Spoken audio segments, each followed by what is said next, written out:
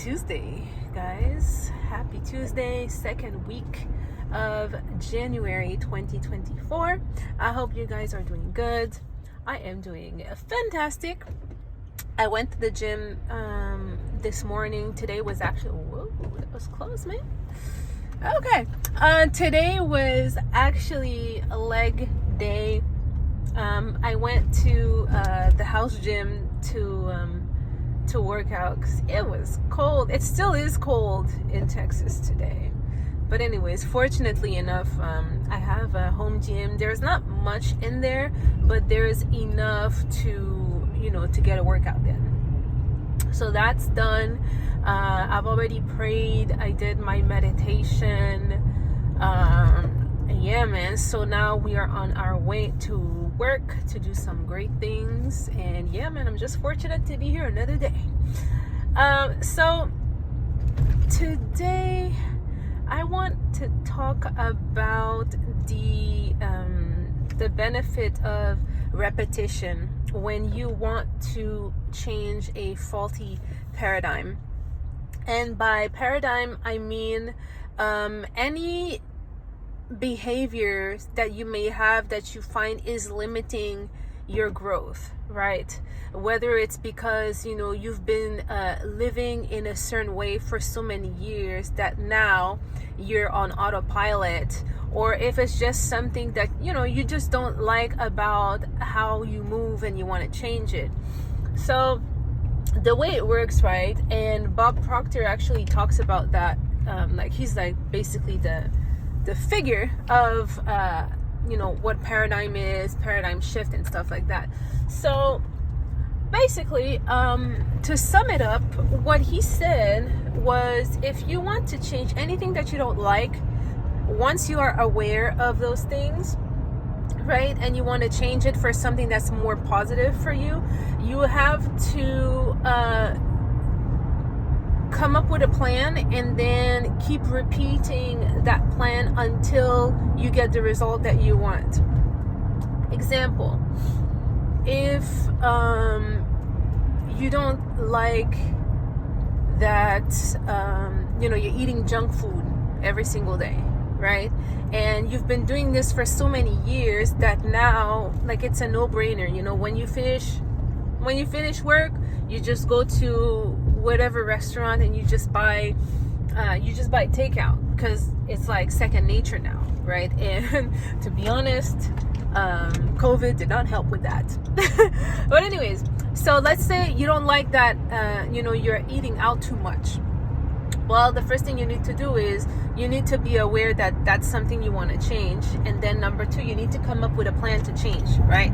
So let's say, okay, I don't like eating out, so therefore I'm going to start meal prepping my foods so that when I'm hungry, I always have something at hand that's easy to grab, so that I don't unconsciously go to whatever restaurant to eat. So if you do that, so let's say you meal prep. If you meal prep for long enough, let's say 30 days. If you meal prep for 30 days, what you're doing is, by repeating the action of meal prepping and eating the food that you've made, you're breaking down that old pattern of yours that you had, where instantly every time you were hungry, your go-to thing was to just find a local restaurant and order from there.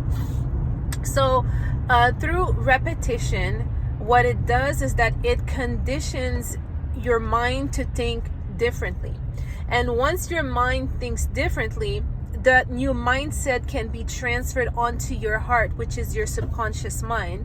And the heart is also the center of automation. So anything that's automatic in your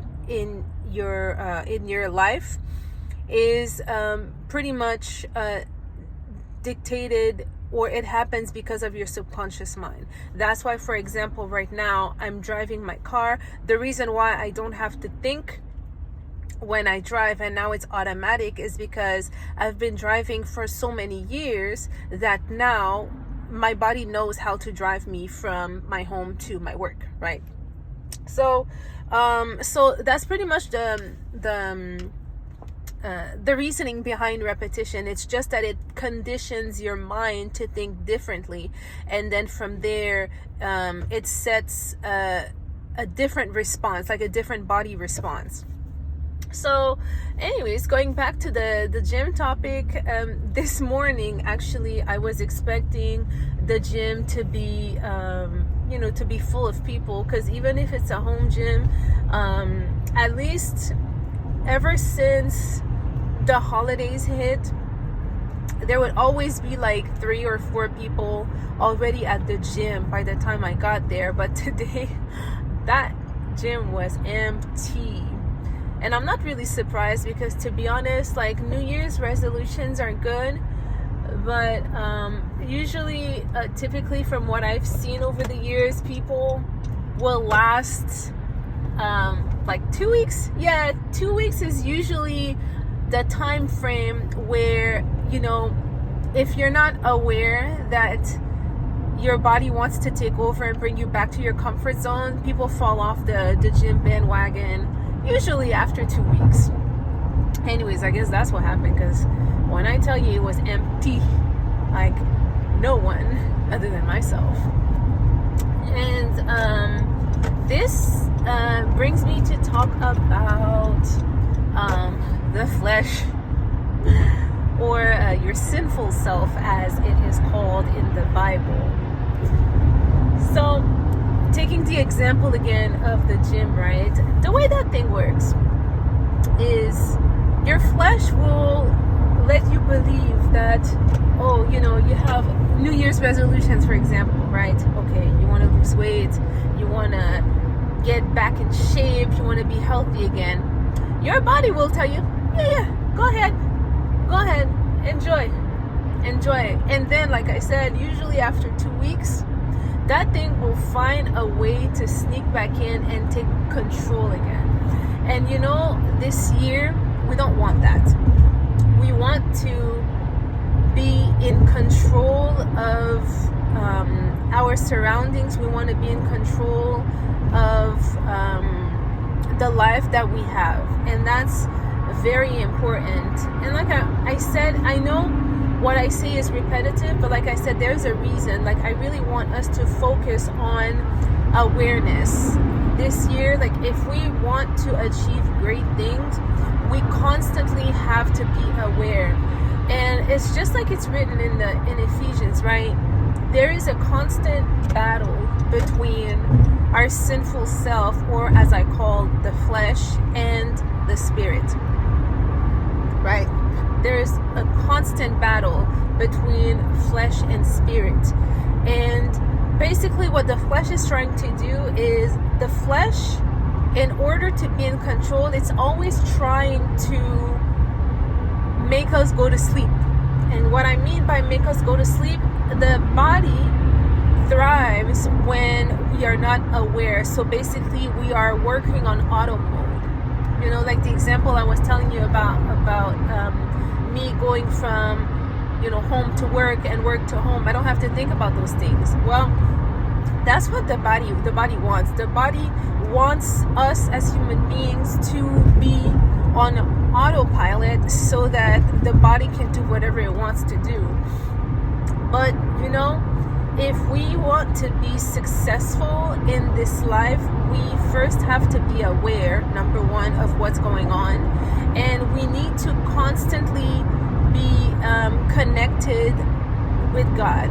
And that starts with like daily communication with God, whether it's reading the Bible, praying, meditating, fasting, whatever is necessary to stay connected to God. Because remember, right, God is our source, right? That's why we call God Abba, right? Abba is source.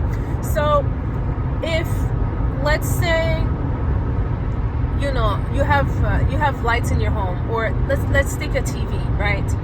In order for the TV to function, it has to be what? It has to be connected to an electrical source, right? That's the only way for it to function. Well, we can think of ourselves as TVs, right? If we're not connected to God, then we're not going to function at all, right? So awareness is awareness is key, and just minimizing the flesh, because like I said, right, there's this constant battle, like this inner battle between the spirit and the flesh. But the main goal I find in life is really to minimize the effect of the flesh, so that we can let our spirit take the whole space, right? Because the way we connect with God is through spirit, right? And then once God gives us the instructions on what he wants us to accomplish on earth, then that information is transferred from the spirit to the body, and the body takes action. But what can happen, and happens often, is when you lose awareness, the body becomes its own. Yeah, the body becomes its own man, and can do whatever it wants. Because like I said, through years of automation, and that goes for good things just like bad things. If you're on automatic regarding like bad things, like like smoking or eating junk food, then your body does not need you to think. It doesn't need your permission to seek for those things. And that's one thing we have to be aware of, is really controlling like the flesh, controlling the flesh. And that leads me to a different topic, sin. When the Bible talks about sin, the reason why it talks about sin, it's not to bring shame to anyone, because obviously God created us. He knows that we're not perfect. But the reason why sin is highlighted like that and described many times in the Bible is because you're not punished because of your sin. However, you will be punished by your sin. Actually, that's Dr. Joe Dispenza said that in one of his videos, and I always just remembered it because it was interesting what he was saying. So what I mean by you will be punished by your sins is because a sin, right, is a behavior or an attribute that causes limitation in your progress according to the plan God has for you. That's what sin is, okay? So it has nothing to do with, don't sin because it's bad, you're a terrible person. Like, usually in the religious setting, they portray sin as, something, that will bring shame to you. You should feel bad. But that's not the reason why sin is explained in details in the Bible. The reason why is because sin or personality traits or behaviors, those are all signs that your body is in control and it's not your mind or your spirit that's leading.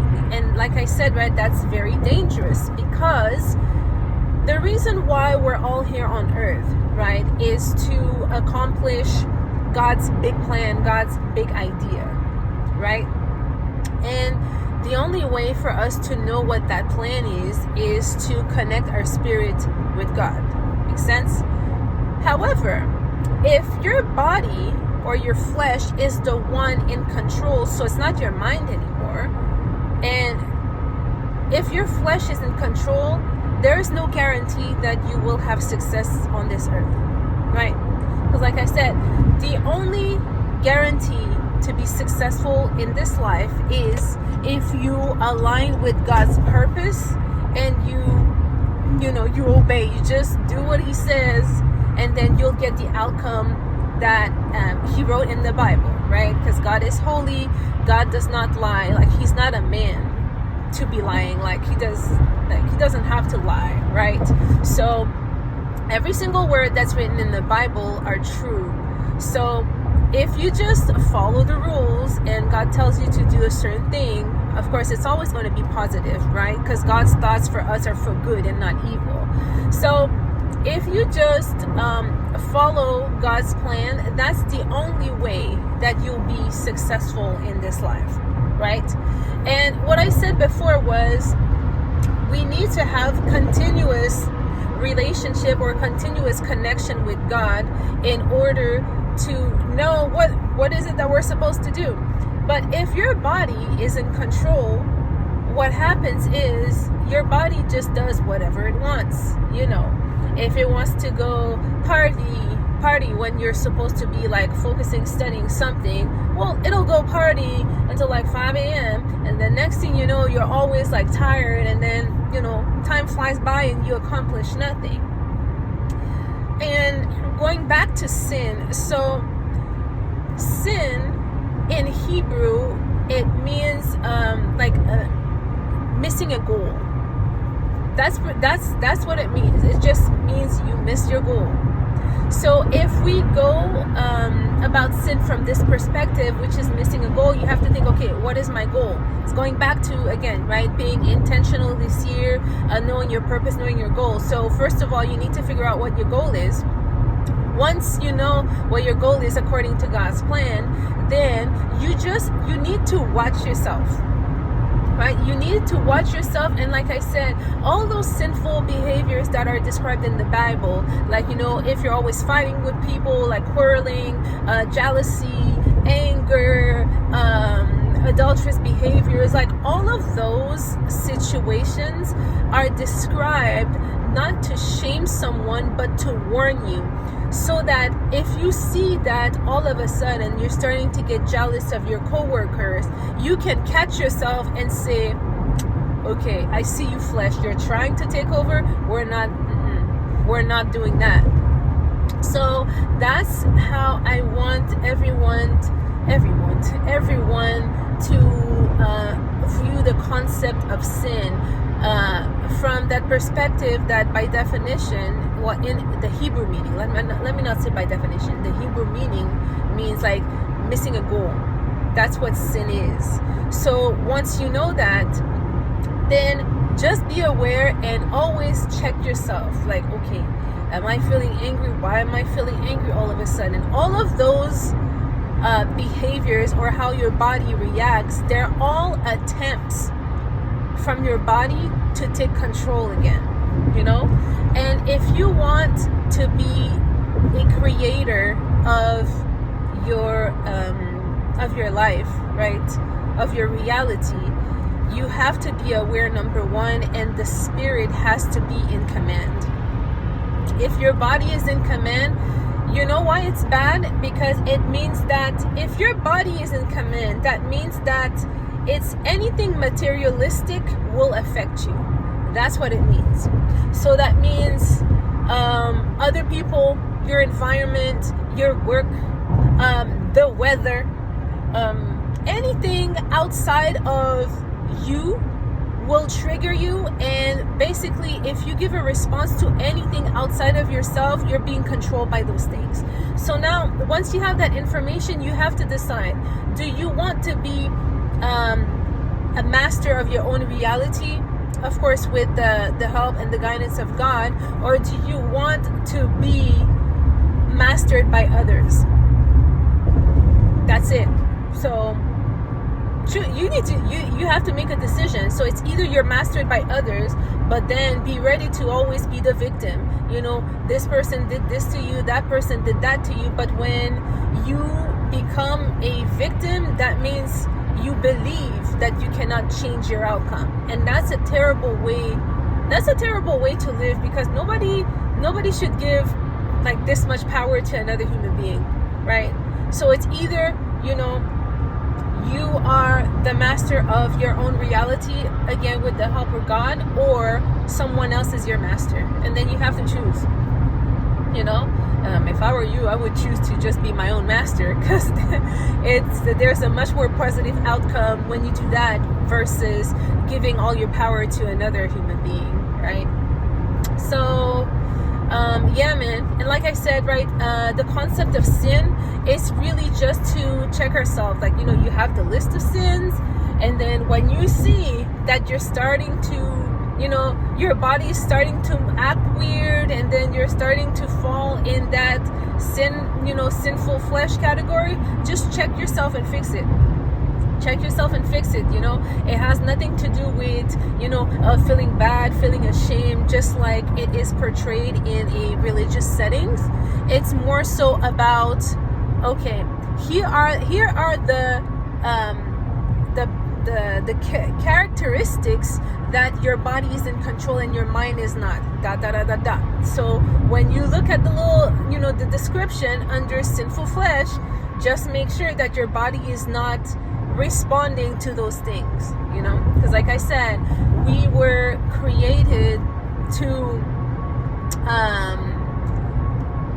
make God's plan come to pass on earth, right? And the only way we can do that is if the Spirit is in control, right? Because the Spirit in control means, you're connected to God, and it's actually God's instruction that your body is following. Your body is not following the body, and yeah, that's pretty much it. Because even what Proverbs 19, it says, many are the plans of men, but the only one that will prevail is the Lord's, right? So just that little segment in the Bible is giving you the blueprint on how to be successful. Because like I said at the beginning of that video, the only guarantee of success is in one's life is if we follow God's plan. The other plans, like the Proverbs 19 is saying, is the other plans are mostly generated by your body, which means outside sources, and those plans are not good. Let's just be honest; those plans are not good. At least you can't be guaranteed that it'll bring success to you.